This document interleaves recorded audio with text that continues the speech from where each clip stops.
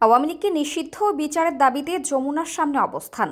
গণহত্যাকারী হিসেবে আওয়ামী লীগের বিচার নিশ্চিত ও দলটিকে নিষিদ্ধের দাবিতে প্রধান উপদেষ্টার বাসভবন যমুনার সামনে অবস্থান কর্মসূচি পালন করছে ছাত্র জনতা। গতকাল বৃহস্পতিবার রাত 10টার দিকে এনসিপির মুখ্য সংগঠক দক্ষিণাঞ্চল হাসনাত আবদুল্লাহ নেতৃত্বে কর্মসূচি শুরু হয়। রাত 10টায় যমুনার সামনে উপস্থিত হন হাসনাত আবদুল্লাহ। এরপর থেকে আওয়ামী লীগ নিষিদ্ধের দাবিতে মিছিল নিয়ে সেখানে জড়ো হন আন্দোলনকারীরা। রাত 12:30 নাগাদ রাজধানীর বাংলা মোটর থেকে এনসিপির আহ্বায়ক নাহিদ ইসলাম, সদস্য সচিব আক্তার হোসেন, মুখ্য সমন্বয়কারী নাসির উদ্দিন পাটোয়ারি, জ্যেষ্ঠ যুগ্ম সমন্বয়ক আব্দুল হান্নান মাসুদ।